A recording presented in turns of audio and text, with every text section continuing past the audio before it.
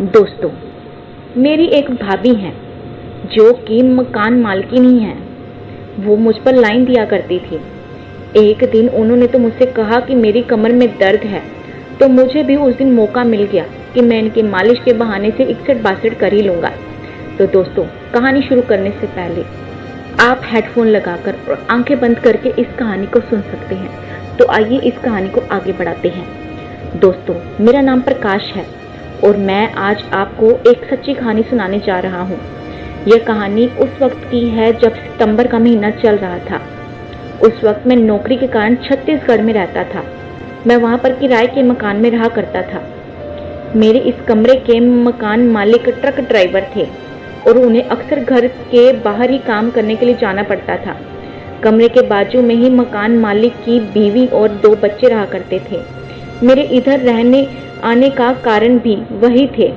मेरी वजह से आने के कारण मकान मालिक को भी कुछ आसरा सा हो गया था कि रात बेरात उनके परिवार के साथ कोई पुरुष तो है।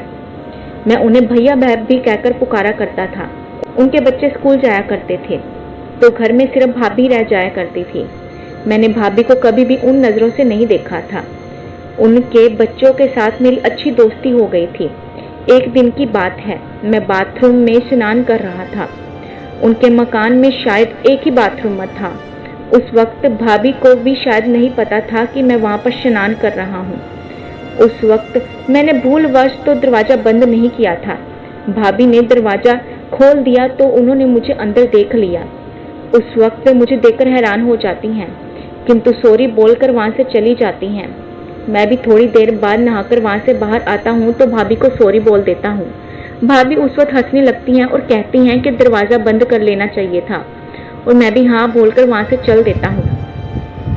उस दिन भैया कहीं गए हुए थे तो शाम के समय में भाभी ने कॉल करके उनसे हालचाल पूछना था, किंतु भाभी को ही उनका कॉल आ जाता है किंतु उस वक्त भाभी फ़ोन नहीं उठा रही थी। उसी वजह से तो भैया ने मुझे कॉल कर दिया और मुझसे कहा कि भाभी से बात करवा दे। वह अपना फ़ोन नहीं उठा रही हैं।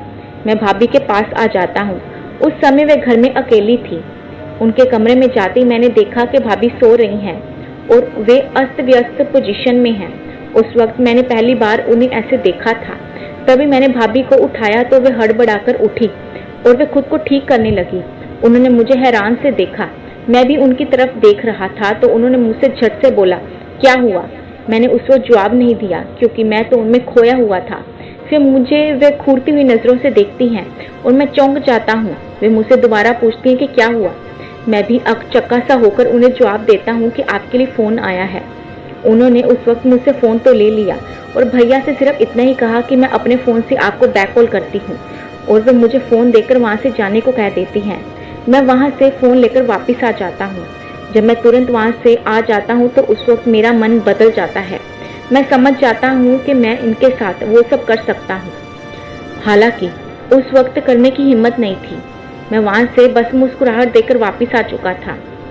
उस समय के बाद से मैं अक्सर ही भाभी से मुस्कुराकर बात करने लगा था और मैं नोटिस कर रहा था कि भाभी भी थोड़ी देर तक तो मुझसे मुस्कुराकर बातें करने लगी हैं। शायद इनका भी मन मेरी तरफ बदल गया है।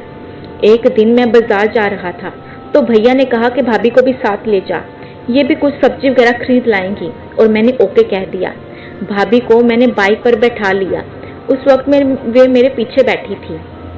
1 मिनट के बाद जब भाभी वहाँ पर बाहर आई थी तो मैं पहले तो उन्हें देखता ही रह गया था।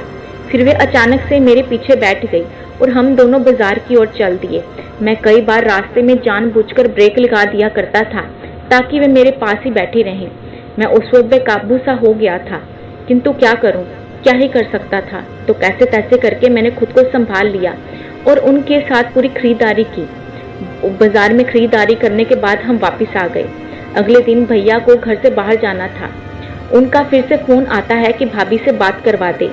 उस समय उस वक्त भाभी वॉशरूम में थी तो मैंने भाभी को आवाज़ लगा दी।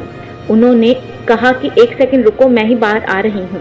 तो मैंने वहीं पर इंतज़ार करना शुरू कर दिया। तो फिर क्या था, भाभी ने एक सफ़ेद टॉवल पहनकर वहाँ से बाहर आ गई और मुझसे फ़ोन लेकर बातें करने लगी। मैंने पहली बार उनको ऐसे देखा था। वे बहुत ही खूबसूरत लग रही थी। मैं यूँ मानो कि पागल सा हो रहा था। भाभी चाहती तो ऐसा भी कह सकती थी कि मैं बाद में बात करती हूँ, किंतु उन्होंने ऐसा नहीं किया। इसलिए मैं समझ गया था कि इनके मन में भी मेरे लिए वैसे इमोशंस हैं। मैं बहुत ज़्यादा उस वक्त खुश था। भाभी मेरे आस पास खड़े होकर बातें कर रही थी और मैं उनको देख रहा था। भाभी ने हालांकि भैया से लगातार बातें करते हुए मुझे देखा था। मैं भी उनके गौर भरी निगाहों से उन्हें देख रहा था, किंतु वे मुझसे कुछ नहीं कह रही थी। भाभी कुछ देर तक वहीं पर बातें करती रहती हैं, किंतु मैं उनको देखता रहता हूँ। भाभी शर्मा जाती हैं और बाद में मैंने उनको सॉरी बोल दिया। वे कुछ नहीं बोली और वहाँ से वापस चली गई। उस वक्त भाभी को अकेले ही रहना था। शाम को भैया ने जाते वक्त मुझसे कहा था कि तुम सोने के लिए मेरे ही घर पर चले आना। मैं खाना खाकर भाभी के पास सोने के लिए शाम को चला आता हूँ। उनके कमरे में बैठकर मैं टीवी देखने लगता हूँ। भाभी खाना खाकर कमरे में आ जाती हैं और हम दोनों कुछ देर तक बातें करने लगते हैं। अचानक से बरसात शुरू हो जाती है।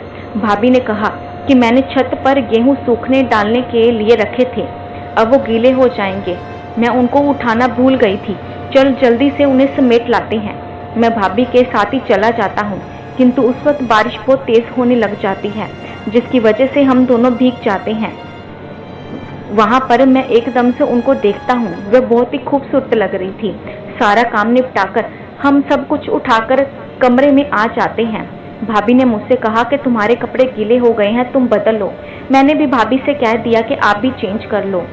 तभी मैं भी कपड़े चेंज करके वापस आ जाता हूँ, किंतु उस वक्त तो मैंने सिर्फ टॉवल ही लपेटा हुआ था। भाभी एक सुंदर सी ड्रेस पहन लेती हैं। थोड़ी देर बाद भाभी ने मुझसे कहा कि मेरी तो कमर में दर्द होने लगा है। मैं जल्दी जल्दी सारा काम ऊपर जाकर निपटा रही थी। गेहूं की बोरी उठाकर मैंने इधर उधर रख दी है, किंतु इसकी वजह से मेरी कमर का बाजा बज गया है। मैंने भी मौका देकर भाभी से कहा कि यदि ज़्यादा दर्द हो रहा है तो आप मुझसे मालिश करवा लें। पहले तो वो मना कर देती हैं, किंतु मैं जिद पर उतर आता हूँ तो वो भी मुझसे कहती हैं कि ठीक है। तभी मैं उनकी कमर पर तेल लगाने के लिए एक गरम तेल करने के लिए किचन की ओर दौड़ा जाता हूँ और रसोई पर एक कटोरी में गरम करके तेल ले आता हूँ और मैं भाभी से कहता हूँ कि आप आराम से लेट जाएं, मैं आपकी पूरी मालिश कर दूंगा। फिर क्या था, मैंने भाभी से मालिश करने के लिए उनसे कहा और वे मान जाती हैं। धीरे धीरे वे मालिश कब इन सब बातों में बदल गई हमें पता ही नहीं चला। मैंने भाभी को जैसे जैसे कहा बस वो वैसे वैसे करती गई और मैंने उनकी मालिश से उनके सारे दर्द को मिटा दिया था और दर्द मिटाते मिटाते वे मुझ में खोना चाहती थी तो मैंने उनके साथ 61-62 कर लिया था। हम दोनों में क्रिकेट का मैच अब शुरू हो चुका था। हमने कई तरह की पोजीशन के साथ क्रिकेट मैच अब खेल लिया था। वे बहुत ही खुश थी। मुझे पता ही नहीं था कि भाभी को भी मुझ में इंटरेस्ट है, किंतु भाभी ने अब अपने मन की सारी बात मुझे बता दी थी, तो इसलिए मैंने उस रात का पूरा फायदा उठाया था और 2-3 बार तो हमने आराम से क्रिकेट का मैच खेल लिया होगा। उसके अगले दिन भी हमने एक बार फिर से क्रिकेट का मैच खेला था। भैया को आज तक नहीं पता था कि भाभी के साथ मैंने अक्सर ही मौका पाकर ये सब किया है और अब जब भी हमें मौका मिलता है या भैया घर से बाहर जाते हैं तो हम कई बार लंबी पारी तक तो क्रिकेट का मैच खेलते रहते हैं और भाभी को भी ये सब अच्छा लगता है। तो दोस्तों, आपको ये कहानी कैसी लगी हमें कमेंट सेक्शन में ज़रूर बताइएगा। तो मिलते हैं नई कहानी के साथ।